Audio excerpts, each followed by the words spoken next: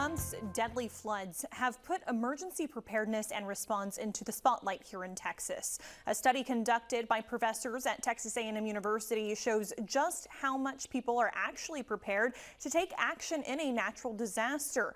One of the study's authors, Matthew Boyce, a professor in health policy and management, joins us now to talk more about what the study uncovered. Matthew, thank you so much for taking the time to talk with us today. Of course, thanks for having me. We wanted to start off, in your study, it is noted that the U.S. is one of the most disaster-prone countries in the world. What contributes to that? So a large contributing factor is just the sheer size of the United States. You think about all the different types of natural disasters that can occur in the United States. You know, you have your hurricanes, wildfires, blizzards, um, so on and so forth. It just the size of the country and then the different climates that are contained within it really leaves it prone to being impacted by a lot of different types of disasters. So when was this study conducted and who did you survey for it? Yeah, absolutely. So this study was supported by the Texas A&M Health Science Center. It was conducted last year, and so it was a national survey. About 3,000 people completed the survey. And really, what we were focused on was understanding what individuals were doing at the household or individual level to prepare for natural disasters. So let's talk about those results. What are some of the things that you learned from it, particularly what section is most prepared and what section isn't? Sure. So really what we did was we asked individuals, questions like, did you have an emergency kit in your home? Do you have an evacuation plan? Are you confident in your ability to get information about natural disasters should one occur? And then other things like, do you feel like you can trust the assistance offered by neighbors, your local government, the National Guard, the federal government, so on and so forth? And really what we found was that at the individual level, there were certain factors and characteristics that were associated with better preparedness as well as trust. So things like experiences with natural disasters, gender, employment status, annual household income, politics, ethnicity, though those all can influence various aspects of individual level preparedness.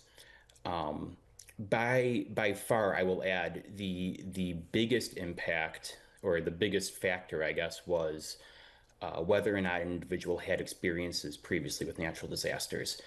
Those individuals, compared to people who hadn't experienced natural disasters, were much more likely to report engaging preparedness activities and trusting the assistance offered by various entities.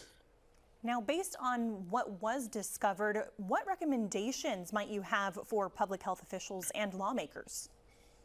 Yeah, absolutely. So, I mentioned the previous experience as being the big one, but other things like gender, we found that men were much more likely to report engaging preparedness activities than women.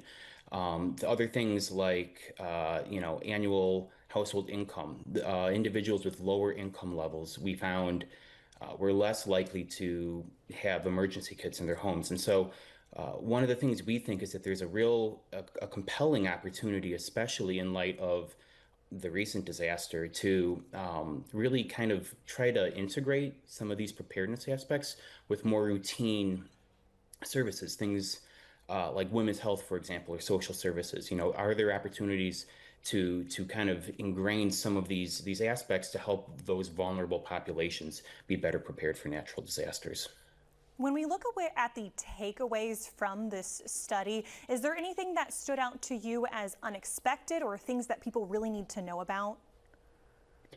Um, I'm not sure I would say that any of the results were ultimately shocking. In fact, a lot of our results were corroborated by other research efforts and previous research. I do think one thing to emphasize is, in currently predictions have, pretty consistently indicated that we can expect these types of disasters to become both more frequent and more severe in the future.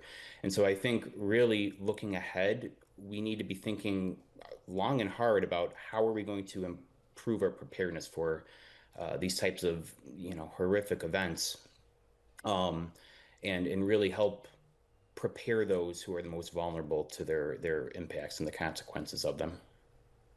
We will be sure to have more about this information posted on our website at kbtx.com. But Matthew Boyes, a Texas A&M professor in health policy and management, thank you so much for your time today. Thank you very much for having me. It's been a pleasure.